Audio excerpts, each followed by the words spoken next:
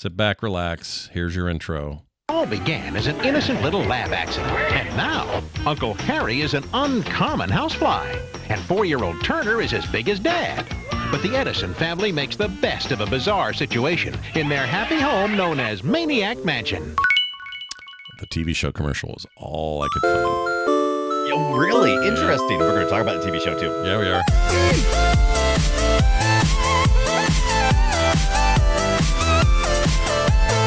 Well, what do we have here? It is Play Retro, and I'm one of your hosts, Scott Johnson. And today, I'm playing as Dave Miller, and I have but one mission left in my life. Rescue my girlfriend, Sandy Pants, no matter what the cost, and then find out why we call her Sandy Pants. Pants with a Z might be a clue. And I'm your other host, Brian Dunaway, and don't be a tuna head, because 3 out of the 7 of us may not return from the mansion of Maniac, full of 8-bit weird. We will need to point, click, and puzzle solve our way to one happy ending. Or 3. All while resisting the urge to microwave a weird kid's hamster. Also totally unrelated. This microwave doesn't have a hamster setting. Nope. What do you think? None of them 45 do. seconds? Sure. 60? Minute. Beep, beep, beep, beep, beep. I think if you're going to do a hamster, I'd go a minute. Go a minute. I think. Man, it would never. Right. I'd never do it. But, you know. A hamster needs to be at least as much as a small bag of popcorn, which is what, a minute 15. Yeah, So, that sounds about right. I just would not. Yeah. First of all, I would never microwave a hamster. But if I had to, like, But if I had no choice, yeah, if I had to get out of a Maniac Mansion, yeah, maybe then I would might do do it. it. Yeah, I might do it then.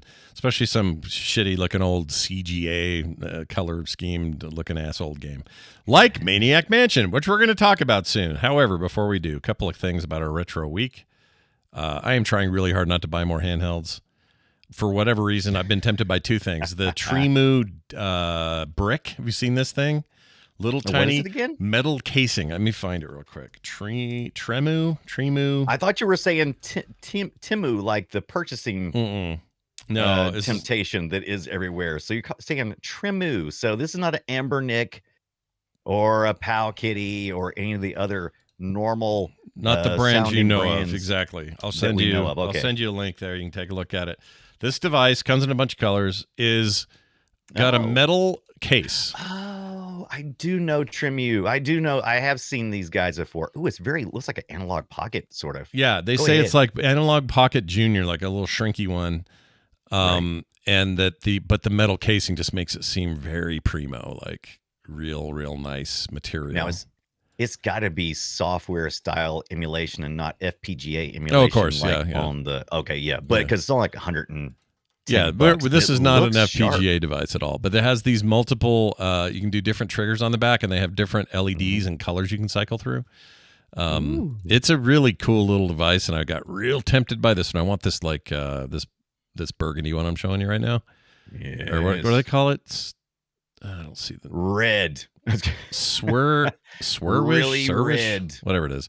And you can get it without any card or card only, or there's lots of configurations. Oh my God, there's so many configurations. I'm trying to find where red is. Is it in? What did it say? Because you got it with the card, without the card, the bigger card, the no games, which is what I'm always trying to order. You got stock OS. My God, there's so many. I know, different lots of options. This reviewed really well. Retro Dodo gave it like a really good score, and I was like, oh man, look at all this shit. The only complaint they had was that the bezel's a little thicker than you want. I mean, you can see it there. It's not bad. Oh, yeah. So the screen bezel's a little bigger. You know how when you see something, you're like, oh, that screen is 5 inches, and you realize 1.5 inches of that is just black bezel. Plastic. Yeah, bezel. But it doesn't look too thick there. Must be a trick. Yeah, it's not too bad. It's just one of those things. It's not a huge deal. And they said the other reason was what was the other reason? Oh, it gets a little warm. It gets a little warm after long use. That was the other thing. Gets a little warm. Okay, that makes sense. Probably, especially since it's got what you said, a steel frame. You said? Yeah, I don't know if it's steel. It's probably aluminum or something, but it will attract heat, and therefore, you're going to feel it more. So I don't think that's a bad thing. It was just something they brought up in their review because they're not used to it. 1024 by 768 pixels, 3.5 inch screen. Yeah. I'm trying to see what the full outside dimensions are. I don't see it yet, but you're right. It looks, they call it the brick because it looks very sharp edges all the way around. Well, it's at in the comparison to bottom other front's rounded, but yeah, kind of machined looking, you know, like it's been precisely carved out of a block of love. Right. Of love. And I want one, but I don't need one. And so I'm hitting that place again where my brain is saying, yeah, but dude, this is cool. And then my other brain goes, yeah, you got like 4 of these. What are you doing? And then I'm the like, lizard brain goes. It also, they gave it really good points for its stock OS, which is rare. Usually everyone hates stock OSs. So I don't know, man. I'm kind of tempted still, but we'll see. And it'll play up it's to. It's pretty cool. I'm not familiar with this. What is this? Mech do-it-yourself, mechdiy.com. They also sell the Miu Mini Plus. I'm familiar with the Miu, so that's a good device. Well, you can get the brick anywhere, AliExpress and Amazon, whatever. Yeah. You can get it wherever. So. Oh yeah, we couldn't you? Yeah, and I want to. It looks good. I want one. They got a widescreeny thing they sell. It seems like it's decent too, but this is the one that's really jumping out at me. Yeah, here's all the Amazon stuff, and Amazon's got like combos and stuff. Pretty good price on this blue one, actually. This purple one.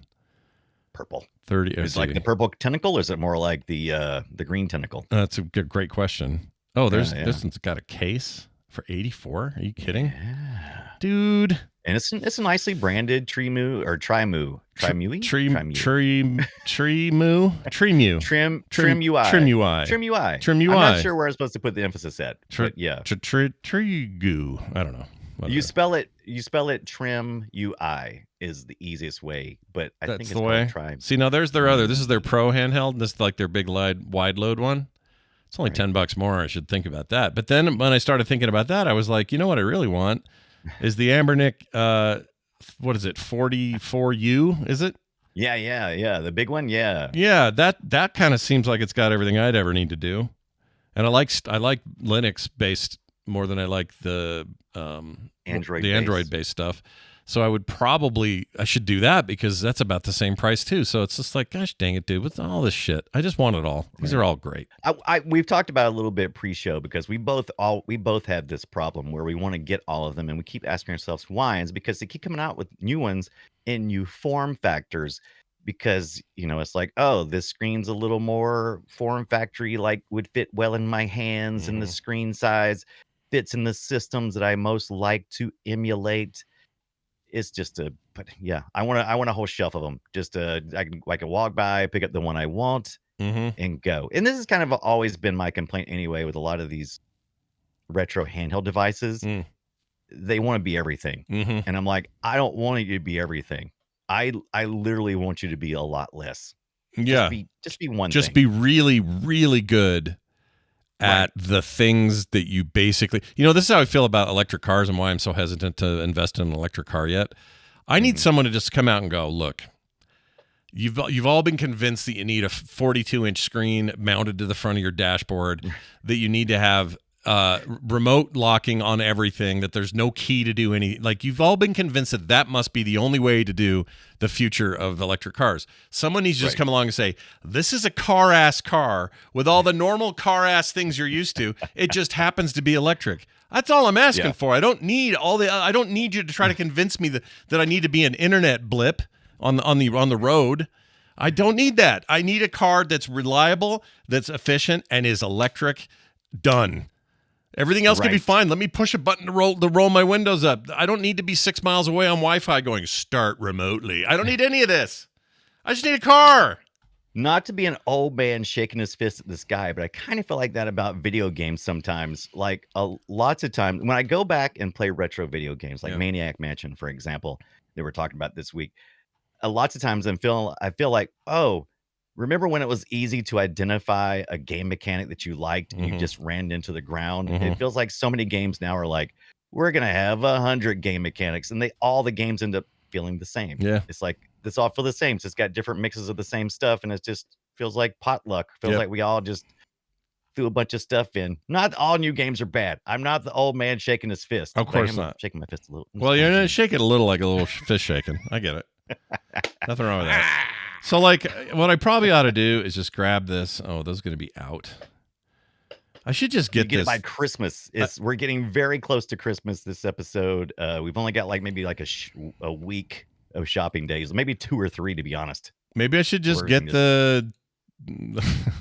I should just buy this effing RG44U thing or 35XXU. What is stopping you? Are you? Yeah. I don't know. I don't know what's stopping me. Like, there's a part of me. The year. I know. It's just part of my brain says, Scott, don't do this. Don't be a weirdo. But I want to be a weirdo. I want to be a weirdo. It's okay to have passions. Look, and it's okay to indulge in them. They got black ones. Let me ask you this. Let me ask you this. Go. Has your wife ever? Does she give you a dirty look when you bring another thing in? She doesn't. You're fine. I give her more dirty looks when it's like, oh, a new bread maker. Great, we need that. Like we need a hole in the head. You know.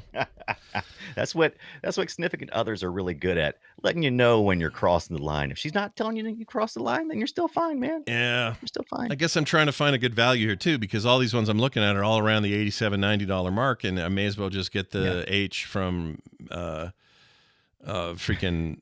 Ambernick, because it's the same price and it's bigger and it has 2 analog sticks and there's like other reasons to get it. I don't know. It's hard for me. It's hard. It's hard for all of us. I will say this though. We have a listener in our listenership. His name is Ron, and he made something very cool, and I wanted to talk about. Ron Gilbert? Yes, Ron Gilbert, creator of so many point-and-click Maniac adventure Mansion? games. Different guy. And Freddy Fish? Different Ron. Oh. He's made something cool though. It's called Candle's Quest. It's a Minecraft treasure hunt. It starts as a book, a collection of short stories, paintings, and puzzles that become a treasure map. Solve the puzzles to find Minecraft world seeds. Follow the map through the worlds to find treasure blocks. The first to find all the blocks is eligible to claim a real-life, one-of-a-kind treasure. You can find more at candlesquest.com. That's candles, like plural, quest.com. And I just think this is so rad. This guy is brilliant. Yeah, it's cool, isn't it? Let me pull the site up. Hold on. You can buy it, so you can buy. Oh, so I misunderstood this. So I thought you got a map inside the game. This you do eventually, but you got to work your way up to it. So from what I can, you can buy a paperback book or Kindle book. Yeah, so you can do this. You start with that. Like you get that little Kindle ebook for $4.99.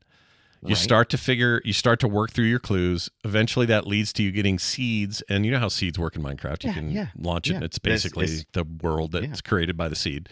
And then there's stuff within those seeded maps that will lead you more and closer and closer to your goals. And then when you finally get it, it's like this crazy real life to video game crossover treasure hunt with actual prizes connected. And I just think it's such a cool idea. This is so brilliant, and it reminds me of something I've been looking at a lot this past week, which is these old Commodore 64 books. Mm-hmm. There used to be adventure books that you could read like a book, like normally going, oh, that's cool. And then at the end, they would give you a basic type-in program. Mm-hmm. So basic, like operating system, but it's not really operating system, just anyway, it's an interpreter. Anyway, so you would type it in, and then it would give you the results. Mm-hmm. So almost like finding a treasure map and then having to decipher it. And mm-hmm. that kind of reminds me of this interactive tactile book feel with video games mixed in. That is way cool. Isn't that cool? I think it's awesome. And who doesn't have Minecraft? I mean, nobody. We all have it. Some form of it, right? You got your Java. I want to know the person out there who's listening who says, I've never played Minecraft and I'm never going to play Minecraft. Yeah. I want to know. Do I want to know them though? I don't know if I want to know them. Maybe they're. I didn't say I want to know them. I just want to know if they're listeners. What is the name of this damn Ambernick? Hold on, Ambernick. 40XXV? No, I want the 40. You can't even move on. I really can't, dude. I need this thing. Okay. No, that's the tall. That's the tall one. All right, I'll look at this after. The H is the tall one, right? The 40H is the one I'm thinking of. That's the one I want. Yeah. I get this by the 19th or tomorrow at 10 a.m. if I order it from this link. There's two terrible things going on here. Amazon making things so easily accessible. Very convenient. Tomorrow. Yep. Yeah. I'm on the fence. When they make it same day, we're screwed. I know. What are you gonna do? What are you gonna do? Those drones come flying in. Yeah. Got your addiction. Yep. Got your drug, buddy. Here's your drug, buddy. Put this right in your veins. I think I may have to grab this. All right. Anyway, the point is, go check it out. Candles Quest, candles with an S, quest.com. Yes. And check out Ron's good work. It's really, really cool. So grats to him. That's amazing. Brian, what you could Did do? you say Ron's a listener? Yeah. Oh, yeah. He listens to this show, a bunch of other shows on the network, but definitely a PR listener. So it's good to have him here. I love it. Hey, Brian, tell me about what you did this week in your world of retro gaming. Hey, man, we've been talking the last couple of weeks about me getting into 8-bit computing, and I have a lot of my Commodore machines back up and running, like my Commodore VIC-20, my 64, and my 128. But those are machines I never had growing up.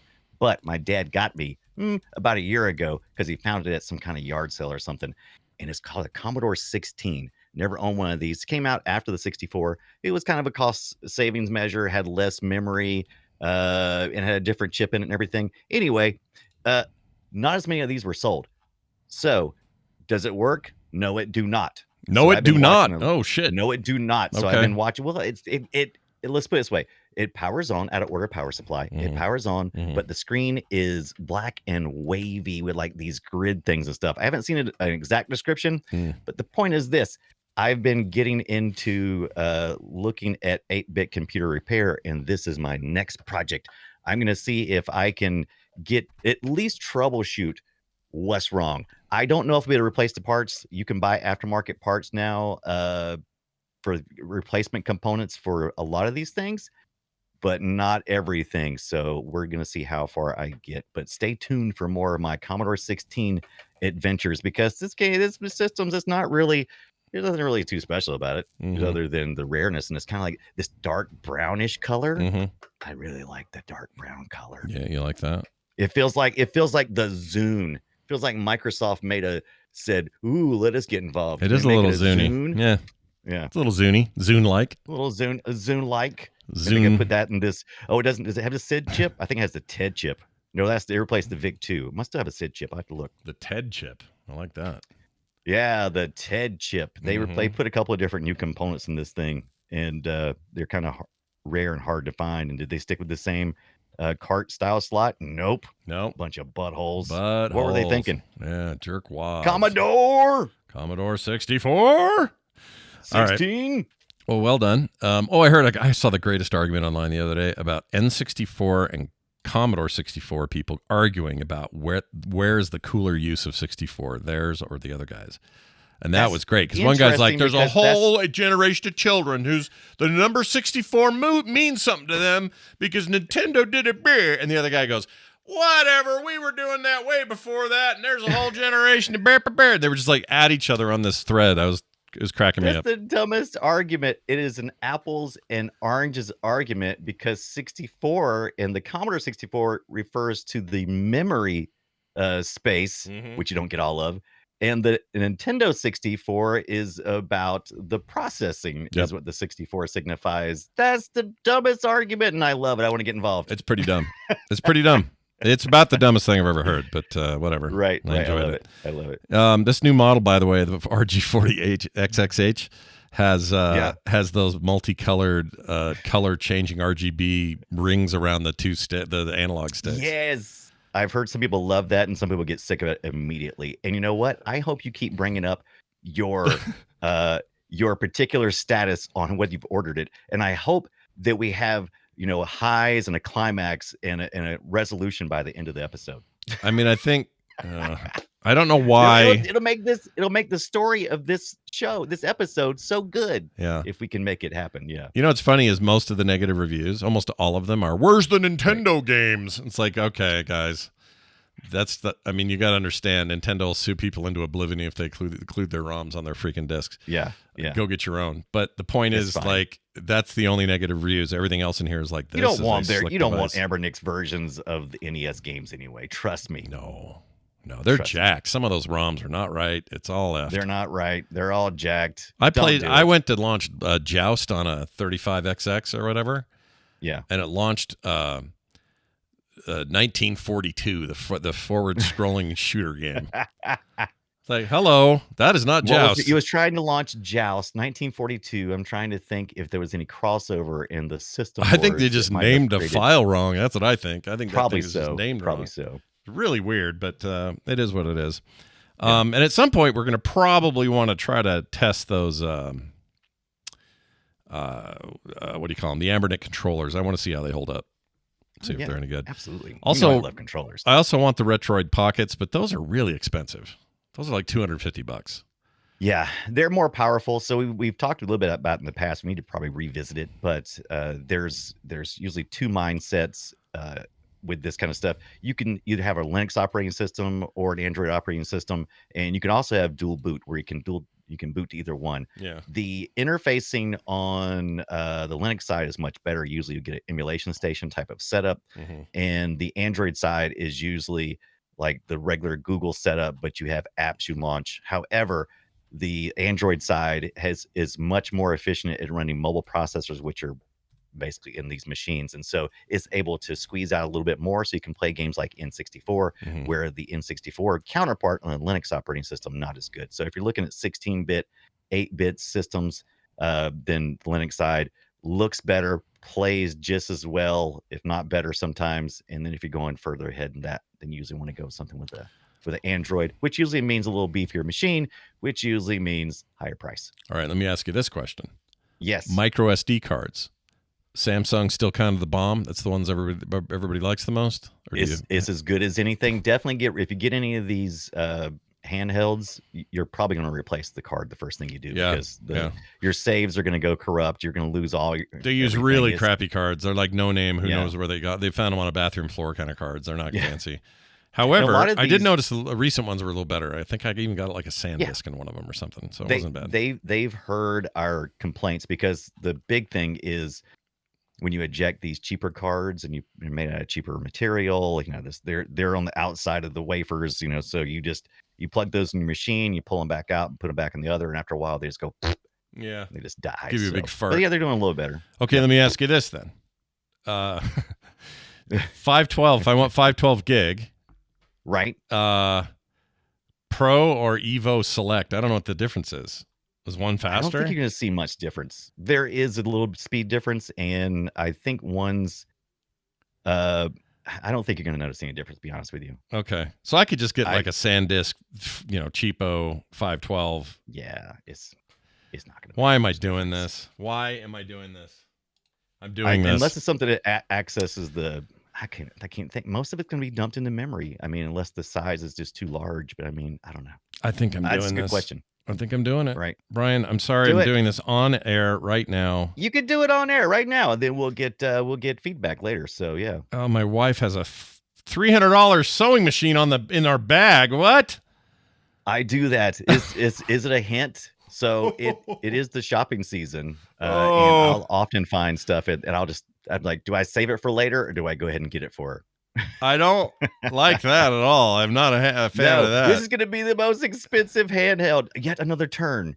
Does Scott put it into save for later, or does Scott buy the thing? This is my Christmas present, because I haven't bought myself anything this year. Yeah. And I'm not taking gifts from anyone else, so I'm thinking I might. You're not taking gifts? Not really. I didn't know you were taking I'll take them. Someone hands me one, but I'm telling people not to get me gifts. Like, don't do it. All right, Scrooge. Yeah, I'm a little Scroogey McDuck on this front. Except I'm not loaded like he is. All right. Well, it's time for us to get into our main topic today. We might have to put in the pre-show of this one. You might want to start at minute 23 if you want to just hear for the Maniac Mansion part, because we had a whole thing and I loved every minute of it. All right. I'm going to put, you know what? For now, I'm putting save for later, and then I'll come Right. back later and I'll Stay look at tuned. it. Oh, Stay tuned gosh. right after Maniac Mansion. This is all grossing me But out. first, we got to find out what word was so upsetting that Maniac Mansion got pulled from Toys R Us for a while. Oh, my Lord. Let's find out together. Yeah. Whoops. Shall we play a game? Yeah, we're going to play a game. We're going to play a game called Maniac Mansion. People have been begging for this. They want this one. Yeah. Been talking about it for a while. And we've done our point and clicks before, but we've never done this one. In a lot of ways, this is your OG. Maybe not your original, but it's kind of the GOAT. People think back and go, yeah, that's where things really kicked off for the LucasArts point and click business. And This is the beginning for LucasArts for sure. So Lucas Films Games, as they were called at the time. This is when you say Scum, Yeah. the Scum engine, what you think about when you think about those games. It is the script creation utility for Maniac Mansion. So Yep.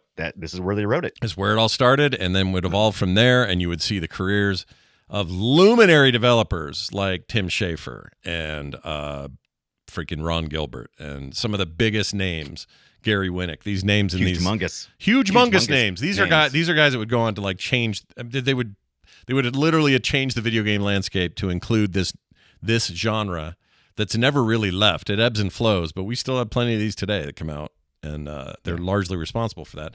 And I think you could trace it back to 1987's Maniac Mansion, which I'll be honest with you, from an audio standpoint, sounded like shit on computer. I'm gonna go ahead and play it. Here you go. Yeah, those are crickets. You're welcome.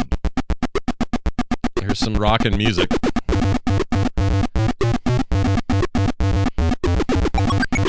I mean, it's kind of charming, but yeah. You're playing the DOS version. This is the DOS version to start with. Yeah, a weaker of. You got to remember in 88, I think is when the DOS version came out, like a year after the Commodore 64. So it was a port over, maybe even later than that. Anyway, point is, if you don't remember, Windows machines or DOS machines didn't have great sound. They weren't consoles, right? No, they didn't have soundboards. Weren't happening yet. That we were about to. We were getting there, but it was still going to be a little ways off. So you just lived with what you had, and it was fine. Visually, though, pretty bright, fun, good-looking game if you had the hardware to run it. I remember the screen we had on our home computer in 1987 would not run this game.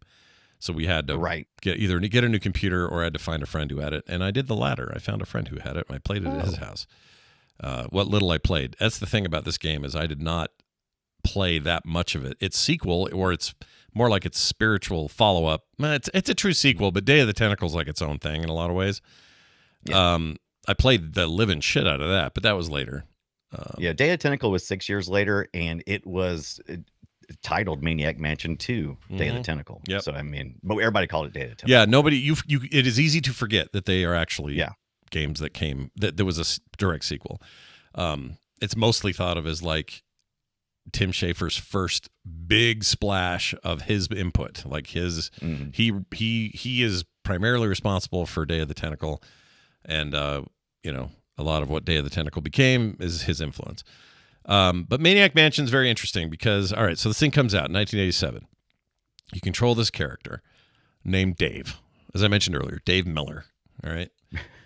Dave Miller. It's the most boring name ever. No offense to any Dave Miller. Yeah, that's the idea, right? He's your quintessential teen from in the 80s, is trying to live a 60s sci-fi horror film, right? Yeah, essentially, yeah. It's a good way of putting it. Yeah. And this landed right as I was in high school. And I said landed like the meteor. Like that. And I remember everybody, like I worked for the school newspaper. I was a cartoonist for the paper. And I should show you some really old shitty cartoons I did in high school. Oh, you should totally do that. They're so bad. But anyway, I remember everybody just talking about this in the newsroom, like, "Oh, you guys, let's get this issue out so we can go watch what's his name play Maniac Mansion." It's all anyone wanted to do. And we had a computer at the school in the lab that would play it, and so there was some of that too. But anyway, you're trying to rescue your girlfriend from a mad scientist, Sandy Pants. I don't want to know why she got sand in there, but whatever. Well, she got kidnapped. What choice did you have than other to rescue Sandy? I mean, she's the cheerleader at school. You got to step up. Yeah, get in there. Bad in front of your friends. Yeah, it doesn't matter how sand got in her pants. Go talk to her. Get it worked out. But anyway, it is a weird game. There's a lot of weird stuff in it. There's stuff that, well, like you said, something got banned from Blockbuster. That's the NES version, but we can talk about it now. Why don't you tell people about that controversy? What caused this? Well, I'm not sure about the Blockbuster thing, but I do know that Toys R Us... Toys R Us. Sorry, I didn't mean Blockbuster. Sorry. Okay, so here's some of our sources. First of all, I played Maniac Mansion back in the day on the Commodore 64 because that was my machine. And I did play it a little. I played this week on the Commodore 64 as well as DOS, and I looked at the Amiga version. Our sources for some of the information we got was from a GDC post-mortem on Maniac Mansion, which was all kinds of great stories from Ron Gilbert. So the story went, according to Ron Gilbert, is they had released the game, Maniac Mansion, and it was out on the shelves for a while. And then It got pulled from Toys R Us because a customer called in and complained that the box had the word lust on it. So Oh my Toys gosh, R Us dude. yanked it off one phone call complaining about the word lust Let me get this on the back box of a art. box. Let's see. Is it the DOS art or the NES box?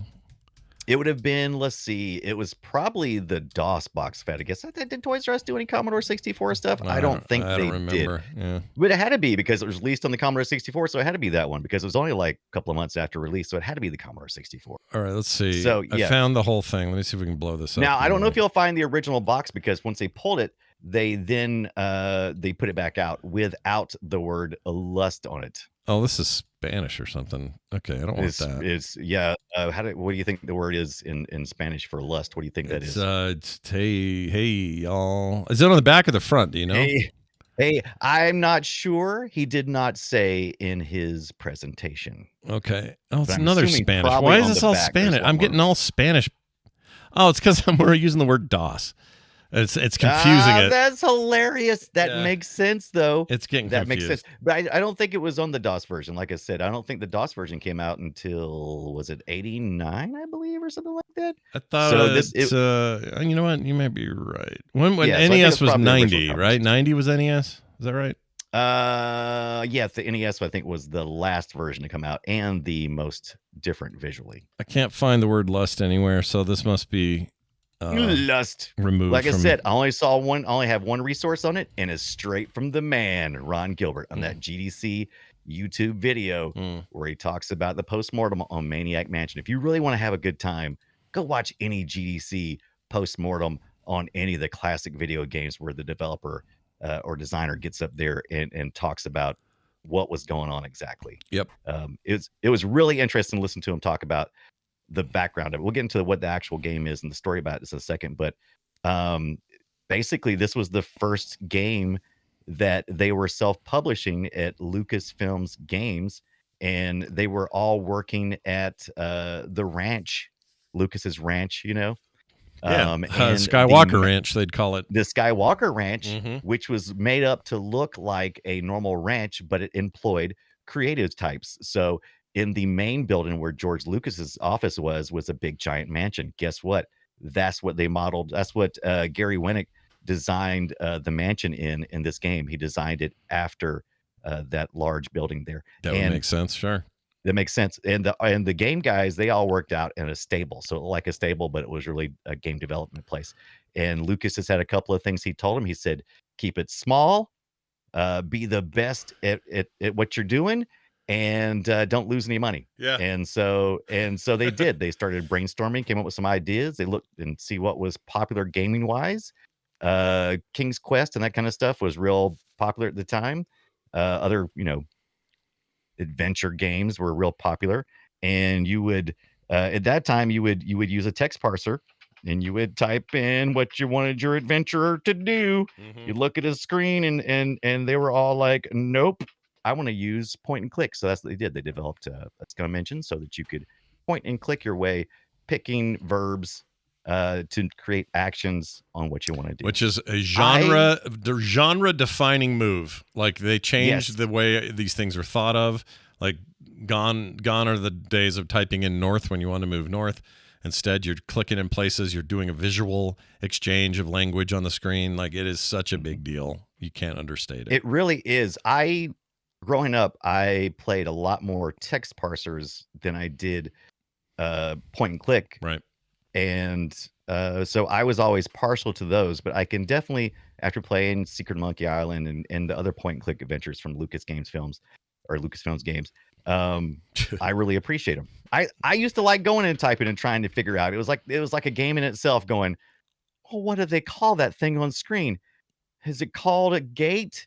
Is it called, a door? You have to keep guessing, words until you figured out, what the noun was for it. And then you do some verbs and stuff, and you was guessing. They didn't want to do that. They wanted you to look at the screen, move your mouse around. In my case, the Commodore 64 used the digital joystick with the single button, and it worked kind of like a mouse. It's like a joystick drag, yeah, it's like a joystick, and you just point and you click, and then something happened sometimes. Yep.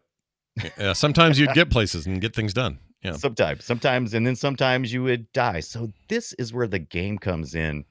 And I had a really good time playing this suspenseful, somewhat stealth adventure game because there is a lot of puzzle solving, but you have to be stealthy about it because there's maniacs running around in the mansion. Dr. Fred Edison, Nurse Edna Edison, and Weird Ed Edison, the son.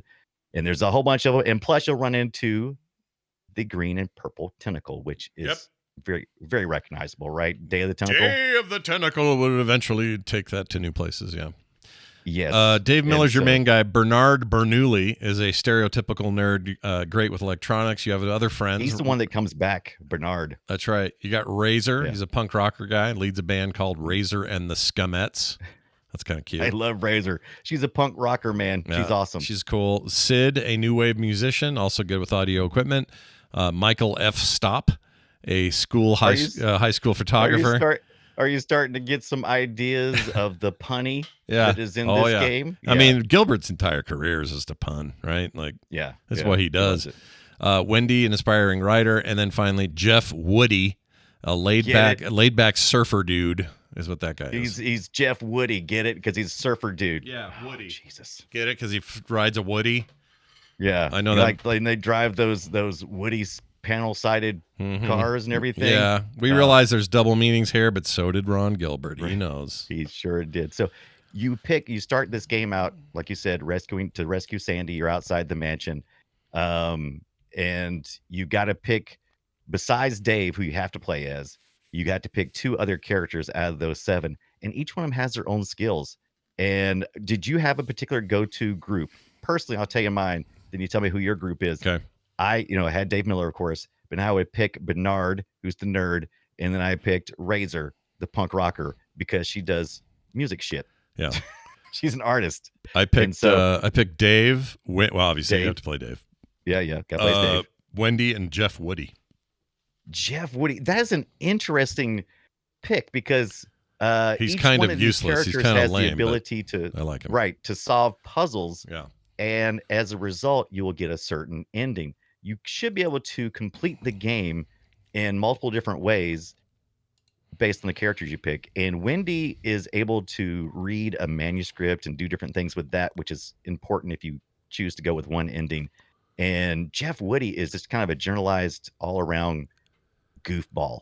But I found out this week as well that there's names for different types of sets of characters. Do you have any idea what you would call Dave, Bernard, and Razor team up? Oh no, I didn't know they had team up names. What's that? Oh yeah, there's whole ideas of how you should play through. That's called Techno Punk Team.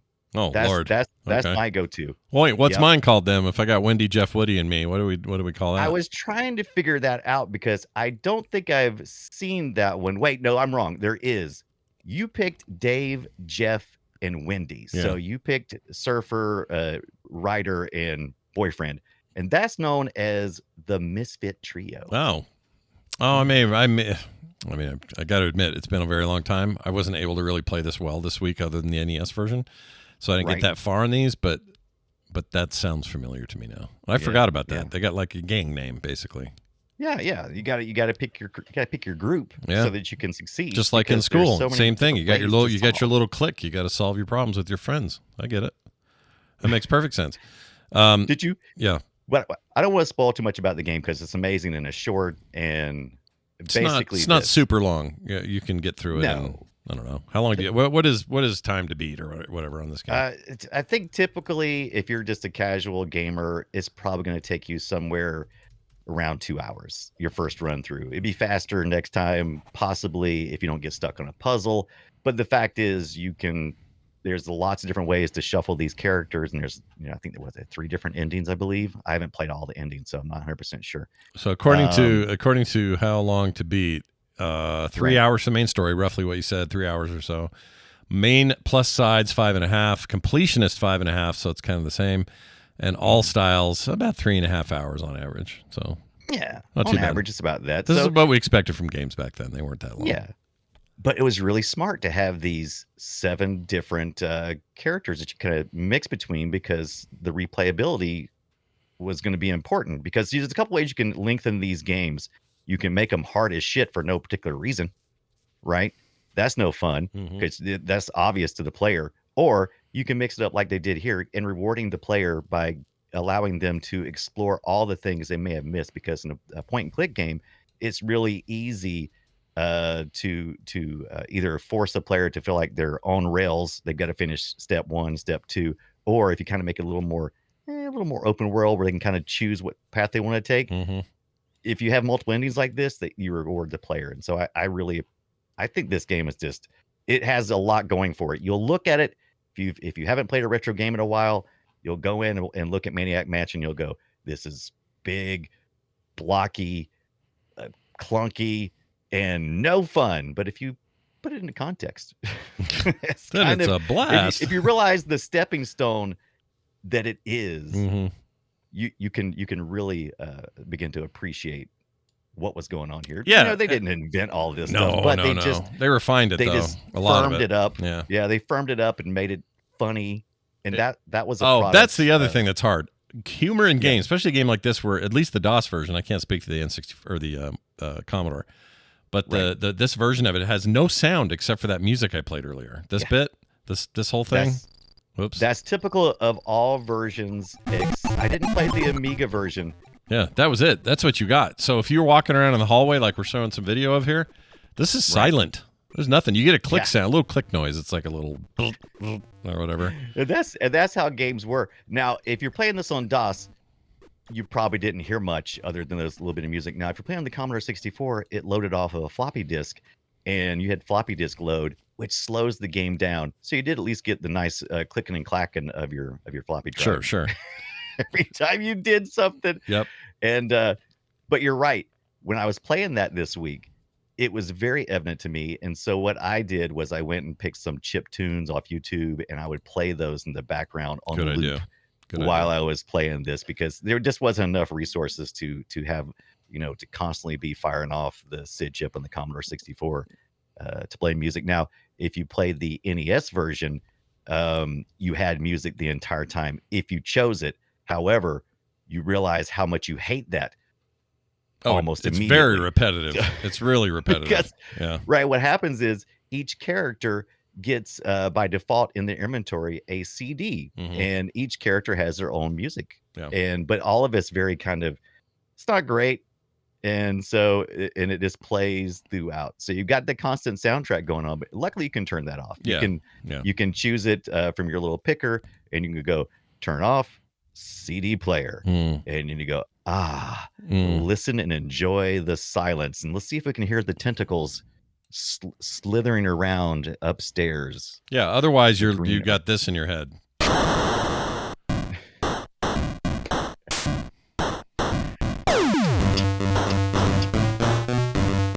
you jump ahead a little bit, yeah, that will drive me crazy. I would have to turn that off after a while. Yeah. Just a that wall, was the NES. NES, right? yeah. Wall of sound from the NES is what you got there. But it's essentially the same game. You use the joystick D-pad to move around. A couple changes here and there, deeper color depth, but other than that, it's pretty true to the source. Yeah, I thought. They made some changes because Nintendo.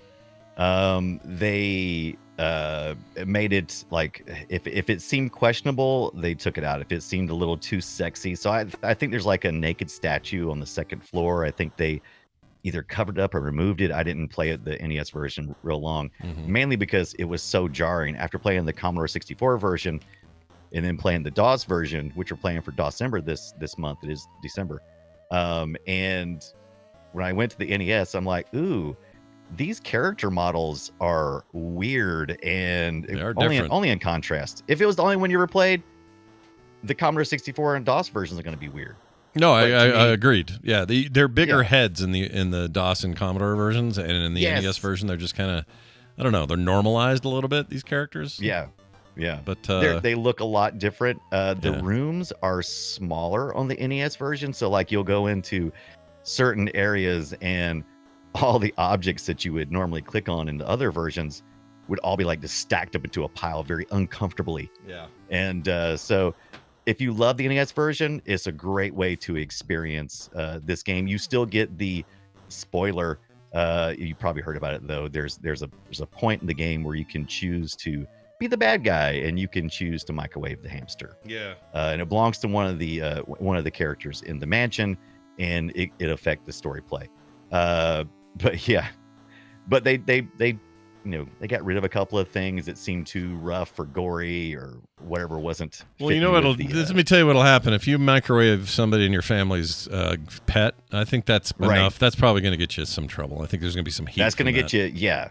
And what you're trying to do in this game is you got to remember, you got to constantly remind yourself, I'm here to save Sandy and get the hell out of here. Because 20 years ago, before these teenagers were ever born, a meteorite fell from space, and an evil meteorite at that, a sentient evil meteorite.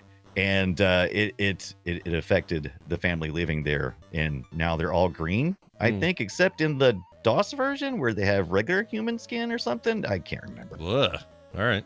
But yeah, no, the NES version is the one that have regular skin. That's right. They like zombies and all the rest of them. Oh, that's right. Everything else looked like they were all green and peaked and weird. And yeah, this is a little bit more normalized. Again, that may be Nintendo's influence. They're like, hey guys, slow down with the zombies, you know? Ron Gilbert talked a little bit about their interactions with Nintendo. They were like, they weren't surprised that Nintendo, they were surprised really how much they got away with to begin with. And so when NES made requests to change stuff, the thing they really didn't understand, and they started to argue, and they instantly said, it doesn't matter. They had put something like, they had put the game like on some of the credits and stuff. They put that the game was built on the NES Scum engine. And Nintendo thought they were saying that they were scum. And they tried to explain to them, no, that's never mind. It's an acronym, Nintendo. Come on. Right. We're not calling you scum. Well, just forget it. Yeah. What do you think NES stands for? It's not nuclear effervescent vaginas, or I guess that's a V. Ooh, wow. That's the NEV. I didn't ever have that. The NEV, the Nintendo Entertainment Vagina. Well, anyway, yeah, but I still think this is the one I played the most.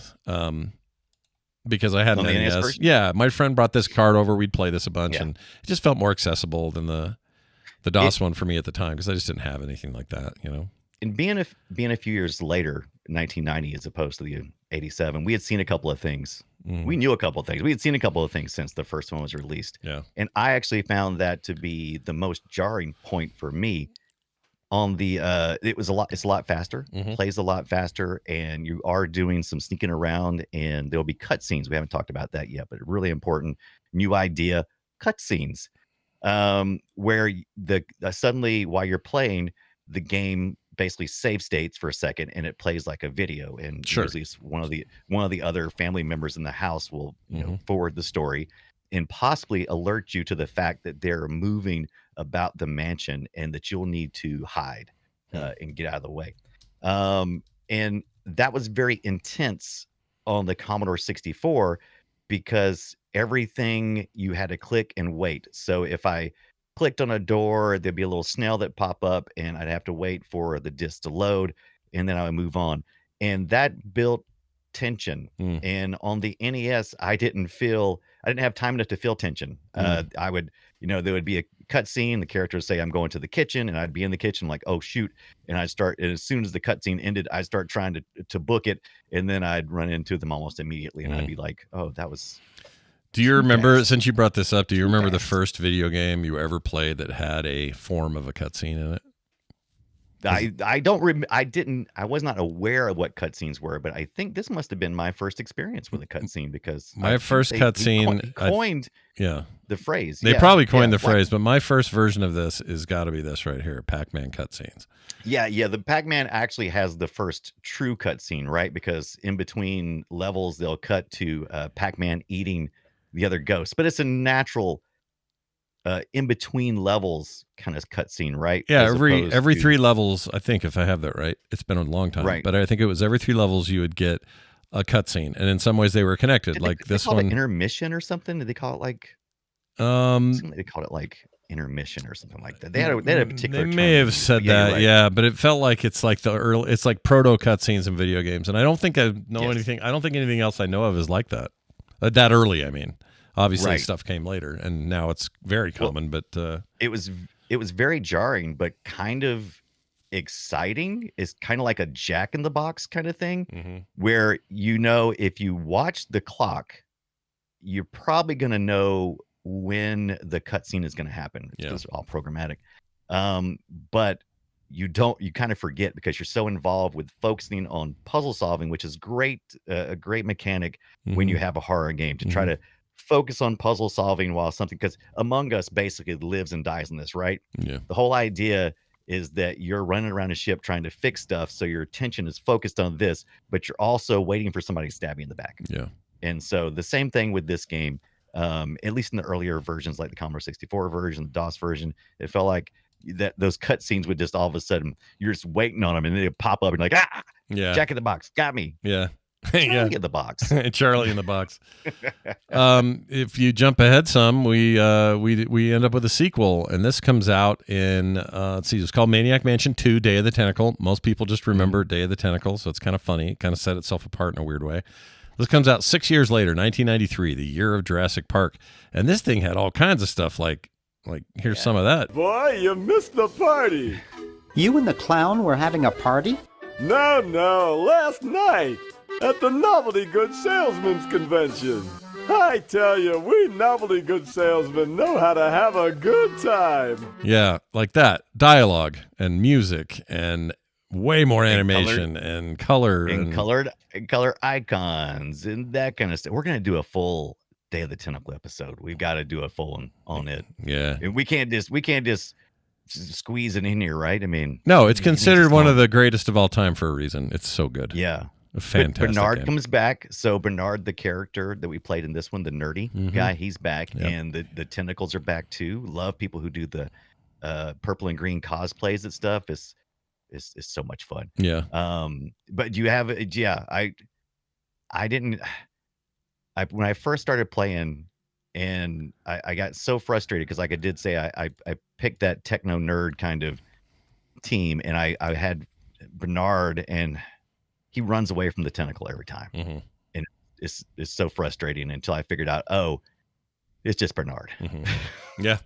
So, but yeah, he continues on, and it gets really good in Maniac Mansion 2: Day of the Tentacle. 6 years freaking later. Yeah, it was a And little bit of wow, time later, but man, what a difference! What a jump! huge improvements, like VGA graphics on computers. Console versions looked better too. We were in a new generation of consoles, or had just started them really in '93. I guess we were a couple years into it. But you could really, really start to show the potential of these things, and that It that looked like a double cartoon. that double fine art style starts to form here, Mm-hmm. and like skewed perspectives and perspectives that don't match. That's very Double Fine. They do that all the time in their games. Like I just look at this art right now that we're looking at.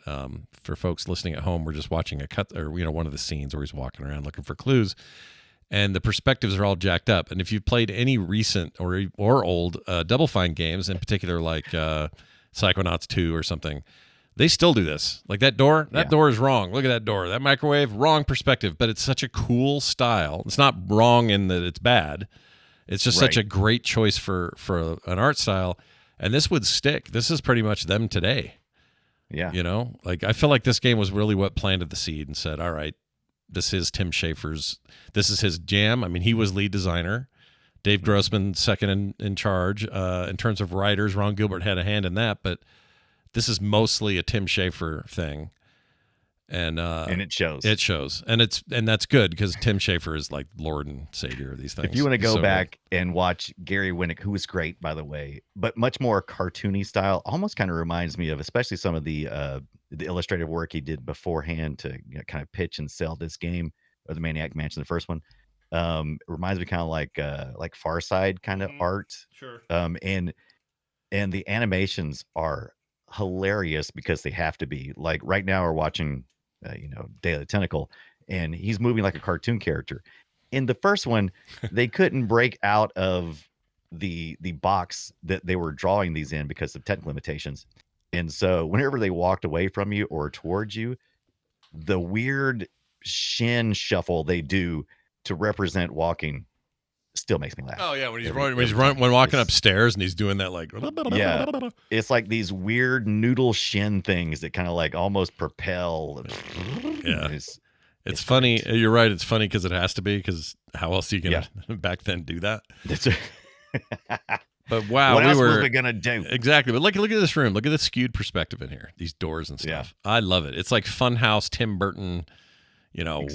Tim Burton's great wackadoo. description of it. Nothing seems quite right in these worlds, and it would really become the standard for them. Yeah. If you had been here with us for the medieval episode, it was very much that style. So if you remember that one, that's what you got. Yeah, More that game's skewed great. And perspective. they have a remastered version of this game that is excellent. Highly so recommend good. it. Yeah, it's on Steam, I think. Still, that's where I got it. It's right. Easy to pick up and play. Runs high def now. They didn't do too much to it. It's still very pixely and stuff, but it's fantastic. Great game. One of the things, did you get to the point where so we talked about the different characters, some of them like have the ability to, or better electronics. There's a lot of electronic repair in this game. Oh yeah. And you got to, there's radios and TVs and cassette players. This house has all the many decades of different mediums that you could look at things on, and that's really cool. And you have to have particular characters to be able to fix, repair, or activate and play and stuff. And man, my nerd, he failed me too many times. So I'm thinking about going back and playing with Michael F. Stop, who's kind of a mix between the two. So each of these members of the party that you get to pick from, they are either technical or artsy, or or a mix of the two. So Michael F. Stop, he's the high school photographer, so he has the ability to do some tech stuff and some art kind of things. And I think I'm gonna go back and play maybe with him a little bit. But you said you liked Wendy and Jeff.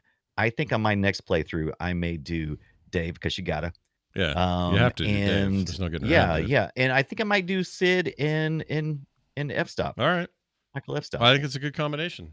I think it's a good combination. I agree. Sid, by the way, is the Commodore 64 sound chip, if you didn't know. Oh, is And that there's what that also is? Sid Vicious too, but Well, sure. I think Michael F. Stop is referring to the F F-stop. speed of your camera, Yes. right? That whole F, whatever correct. it That is the gag. is. Nice gag, guys. Good job. Ron Gilbert yanking our Oh. chain again. Yeah. But one of the things that was great listening to Ron Gilbert talk about this was the way that they really hated how Sierra was doing their games. And a lot of people, their biggest complaint with Sierra games was these game ending events that would force you to restart the game. And so in the Scum engine, they did what's called save scumming. And so they made it so it was real easy to save. And that's good. But then they failed along a lot of other things, because they were talking about how they didn't like those game ending type of dead ends. And then they end up having a whole bunch of them in Maniac Mansion. Yep. Because there's a lot of things that I did that, you pick up something, let's just say like if you pick up, I think it's paint thinner, and I messed up so many times with that thing. Had to go back to my save scum. I was like, bring it back. That's where that comes from. When people say, "Hey, quit save scumming in XCOM," they're referring to this. That's where that term came from.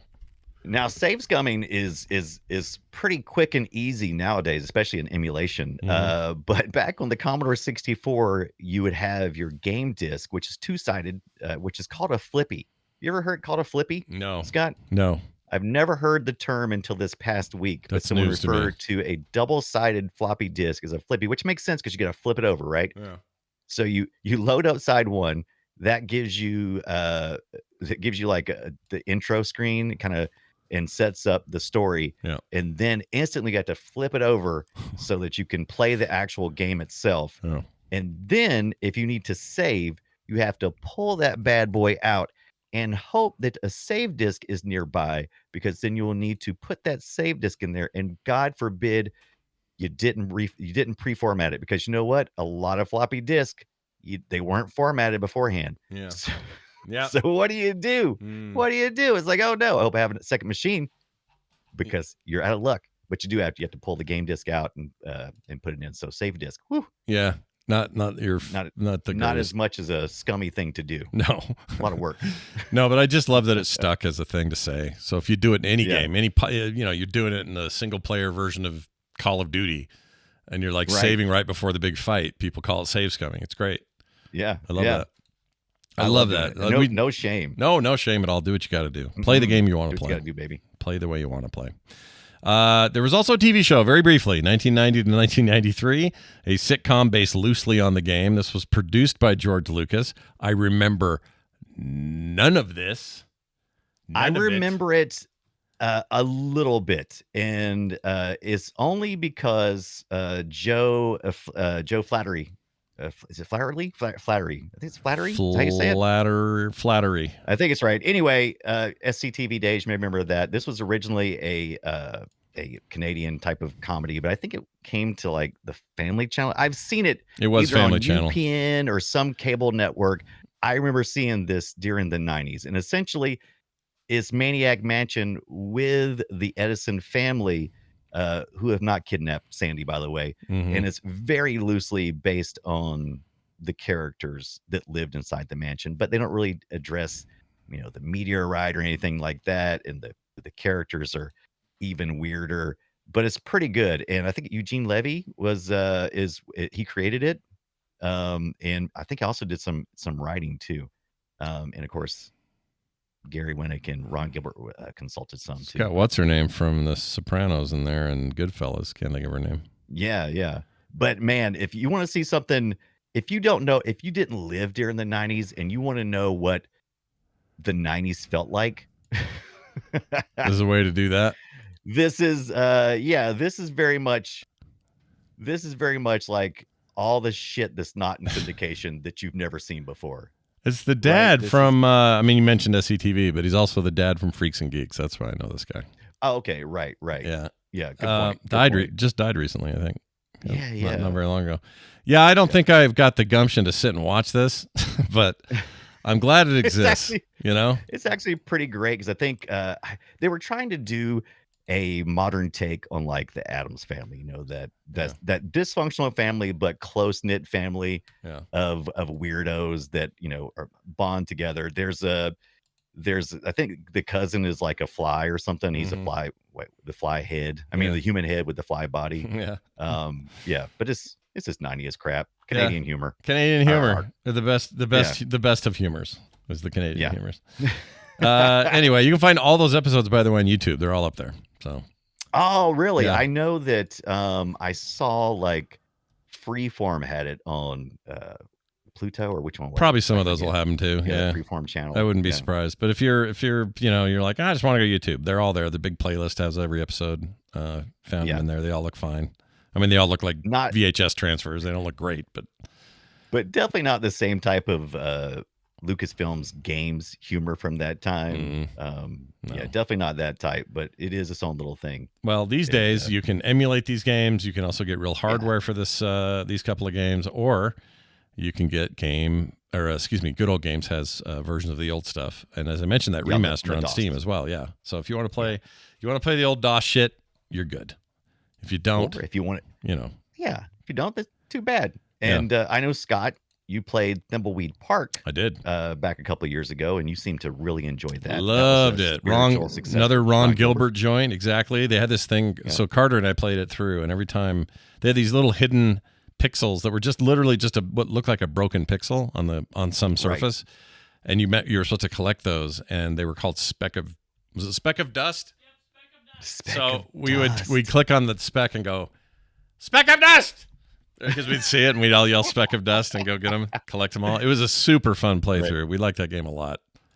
It was a lot easier on the Maniac Mansion, because even in the dark, if you didn't get a flashlight and the batteries, and then you went into a room that was dark, you could feel around essentially until you found a desk lamp. I mean, that's about right.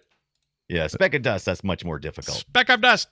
It was fun. Now there's a new thing too that I saw that recently got funded on Kickstarter called Pranella's Mansion, and it is a point and click compatible with NES, Super Nintendo, Game Boy Advance, and Switch, whatever that means. that I think is still in the process of being created, but it is supposed to be. I mean, you look at it and you're like, oh yeah, this is Maniac Mansion with more colors and maybe an easier interface. And they claim they're going to make hard, like physical copies of this. Yeah, aren't you excited about that? I want to get the NES version, maybe, or SNES version. SNES maybe. I want to go with the NES version because that's where the original was at. So I think that would be. I'd want this GBA. I want the GBA one. I like the aspect ratio better. Yeah, I think I would do that. Yeah, that's great. Is this a thing now? Is this finished? What's the deal with this? Yeah, Cornelia's Mansion. Oh, launching soon. Funded. Right. I think has it already funded? I thought it already funded. I don't think there's any. Okay. I'm pretty sure it hasn't happened yet. It says that there have been 2. Oh no, he's had 2 backed projects. 2 backed. But this is not. Maybe, you think you're right. Oh, February the 4th, 2025 is when it's going to kickstart. So, keep your eyes open. Get ready. I got to get ready. Got to put up my on my bookmarks. That's right. I'd probably just get the PC version. Who am I kidding? Who am I kidding? I want the NES version. I know you do. This is on my list. I don't think I want that version. Demos available soon. Well, there you go. Check it out. Available soon. February's not very far away. Did you order the Ambernick yet? No, I'm still looking at it in my little box here. It's just sitting there. Just put the. Should I just do it? Should I just for later? Should I do it? Put the sewing machine and save it for later. Oh, my poor wife. She's gonna laugh at me if I do this. All right. They're all gonna laugh at you, Scott. They're all gonna laugh at you. All right. We're gonna go now to the next section of this thing, which is a game that we made up, and we call it Guess Our Game. And you gotta guess each other's games based on a fairly simple little file that we created. And I'm going to start, Brian. You'll have 4 choices. You'll have the year and the platform. And let's see how you do. This is from the arcade. So we're swinging back to the arcade. 1988, 1 year after this thing in the arcade. Oh, a little later in the arcade for a little bit. For me, a little bit. So I'm going to play it, and then I'll give you your options. Here you go. Let's go.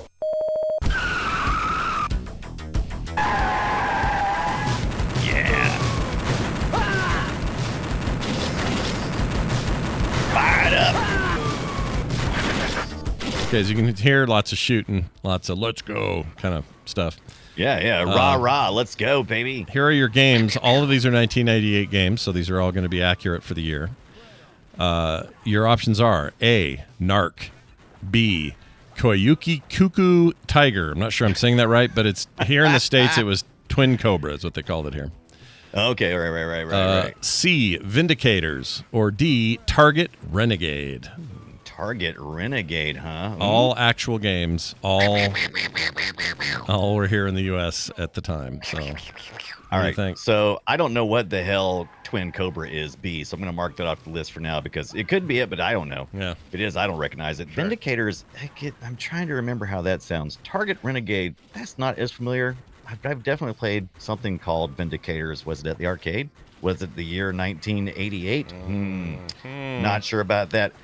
So the one that I've been wanting to do an episode on, and I do know that it was late 80s, and this does sound familiar, but I'm not sure if because it is familiar, because it's Narc. Answer is A, maybe? You think it's A? You think you're going with A? I think maybe the answer is A. You are correct. The answer is yes. A. I played Narc like a wild man. I loved that game. Me too. It was everybody's parents were freaked out by it because it was all violent and stuff, but whatever. I loved it. That game was great. Yeah. Narc. Stupid Narc. All right, congratulations. Did it stand? I can't remember what it stood for. Was it narcotics or was it because you were narking on somebody? You were the. Is Narc stand for something? Well, yeah, Narc. And does it spell crayon backwards? Narc does stand for something. Let's see if I can remember what it is because it's a capital N. It's all separate by periods. Nobody always telling on me. No. It's I can tell you. Hold on. Narc stood for. Here we go. Nasty ARC. Why can't I find it? I can't find I remember it being like periods, right? In dot. It had. It definitely had periods. Yeah. Well, maybe not periods. Bullet holes, right? Were they bullet holes? Maybe they were bullet holes. Let's see. Stylistic, a run and gun video game made by Eugene Jarvis and Williams Electronics. Eugene. I love Jarvis. Let's see. Art by Jack Wagner. Blah blah blah. This was an ultra-violent video game. Short before its release, Williams would acquired the video and pinball divisions of Bally Midway. And they used the technology from Mortal Kombat. It's like photos of a dude and then digitized into the game. Never always recall crime. That's not it, is it? No, it's not in here. I can't find it. But whatever it is, it means something. It's all caps. It's got to mean something. Yeah. But anyway, I love that game. I put a lot of quarters in there. So. Oh yeah, me too. Feeling very violent in 1988. All right, well, let's try yours. Tell me, what are we looking at here before I hit play? National Association of Regional Conflicts. There you go. Nailed it. All right. All right, so here we go. I decided why not stick with DOS? Sure. And why not make it the year the NES version came out, 1990. So that was Maniac Mansion. Well, so this is not Maniac Mansion. All right, well, let's hear this audio. Here we go. Whoops.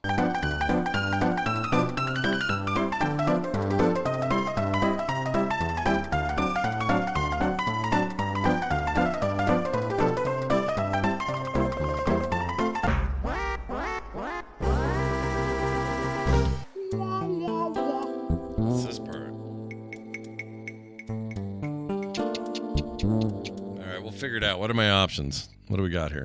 All right, Scott, you got your choices here. Is it a point and click adventure game? A, The Secret of Monkey Island.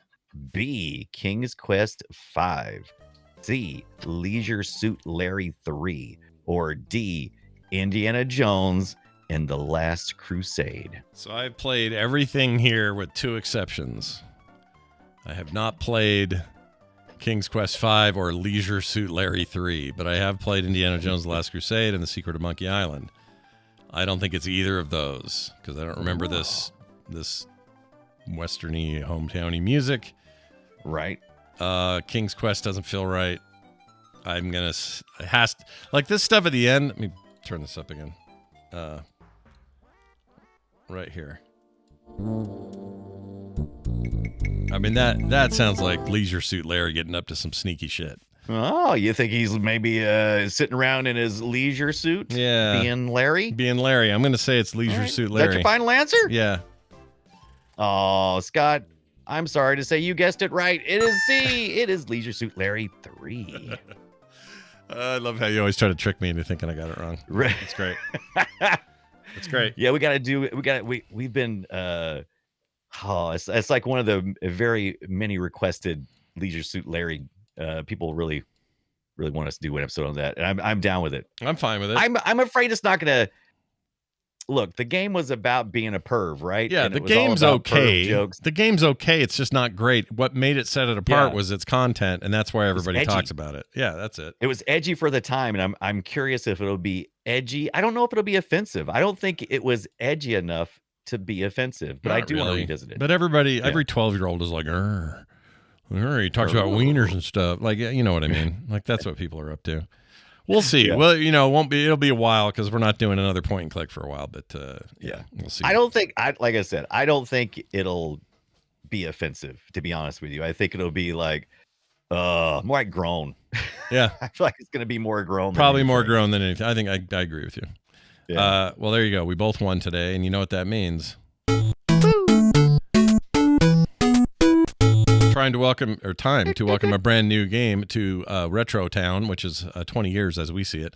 Prince of Persia: Warrior Within came out on the PlayStation 2, Xbox, GameCube, and PC in the holiday season of 2024, and it is now old enough to be retro.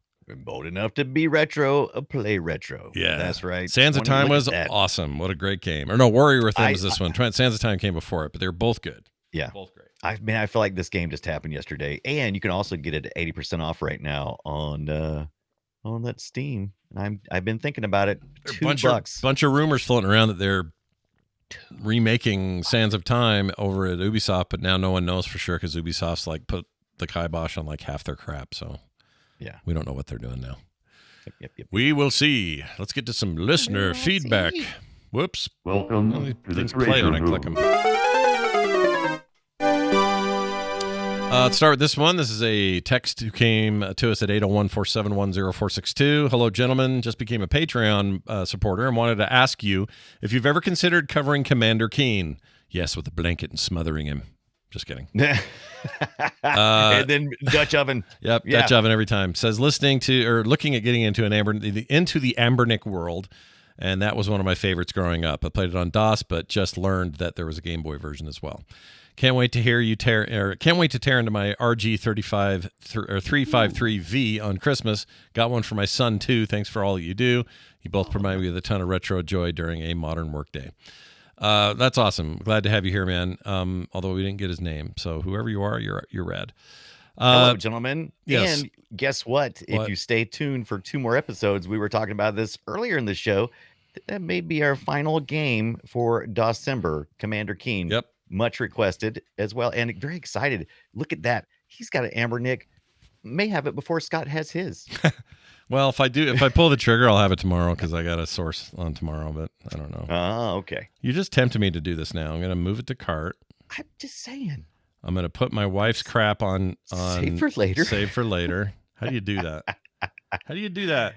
Isn't there a way to Usually do that? it's save for later, but it's not always. It's not always an option for that. Oh, yeah, it isn't here. Oh, okay. So I have to just get rid of them? You better bookmark it. You can just go through the browsing history, which I have to clear out every time this year, and I have to archive orders so that nobody else in my household who shares my account can see it. That's pretty weird, though, that they don't let you. Oh, maybe I have to refresh this thing. Let's refresh my cart.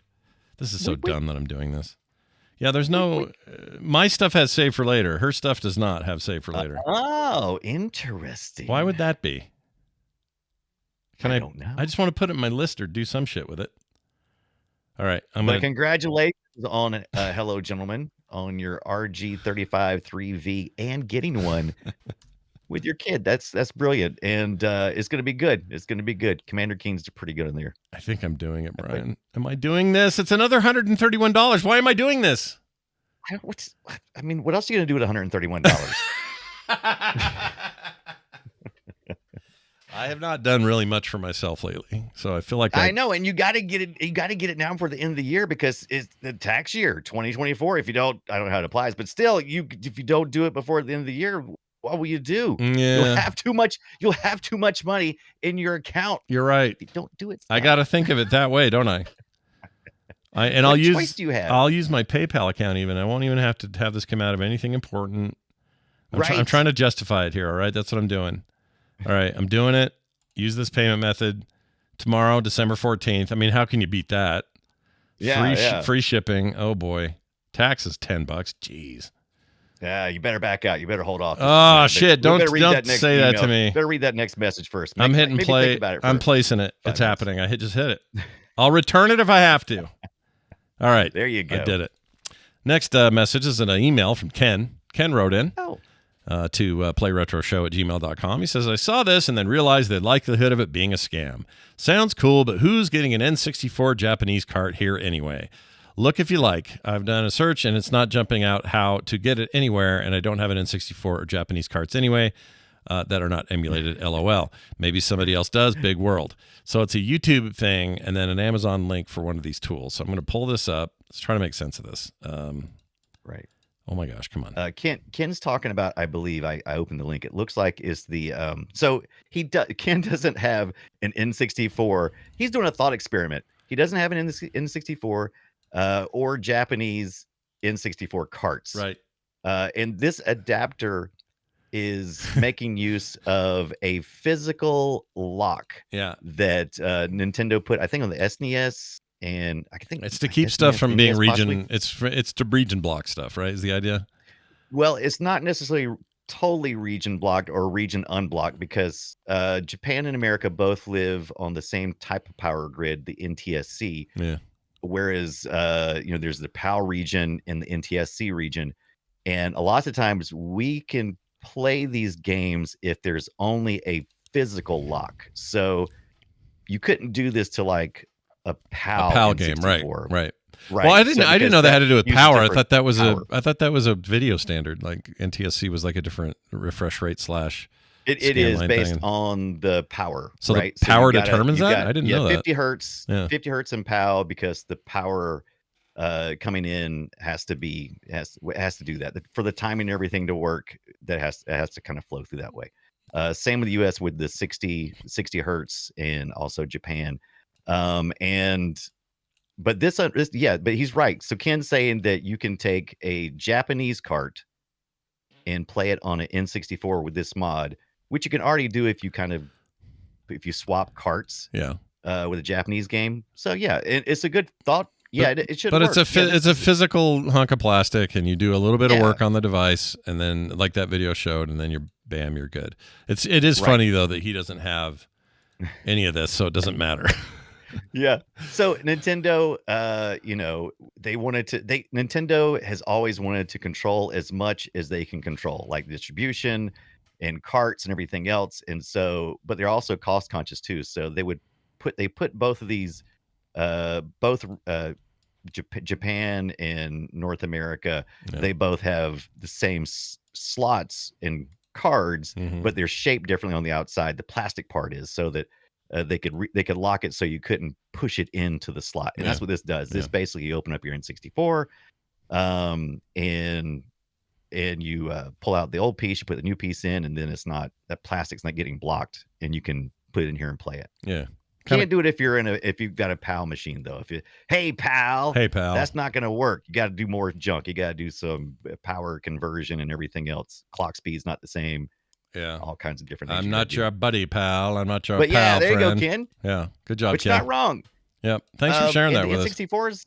N64 is kind of fun too, because Japan always, in my experience, has a lot cooler fighting games, and the N64 had that thumbstick and more buttons, and had the C stick essentially, and or a set of buttons. Yeah. This might be interesting. N64. Of course, you got to speak Japanese though. Well, do you? Well, I mean, some of you do. Some of the games do. I mean, it's not important all how complicated the menu is. Yeah, some of them it's pretty obvious. It's like player one looks like player one, even though there's characters there, and you just kind of figure it out. But a lot of them are complicated. So go in if you're going to do this, Ken, or anyone else. Just know that you may need to know some Japanese. We're going to say this, Ken. Is it a scam? We don't think so. I'm not saying the people selling this are not trying to scam you for $7, but no, that is possible. This is as far as the methodology goes, it's sound. Yeah, I think it's cool. Yeah. Let's talk about next week's game. We're going to be playing Worms. Oh yeah, baby. You don't even know the relationship I have with Worms goes deep and wide. I love the Worms games. Segmented? I would buy them though for almost everything. I had a Dreamcast version, I had Game Boy versions, I had GBA versions, I had multiple PC versions. I had Armageddon, I had all of them. I have the current one. I'm a sucker for turn-based Worms. I love it. Turn-based Worms. The Worms have turned, which literally is true. The Worms turn in that game.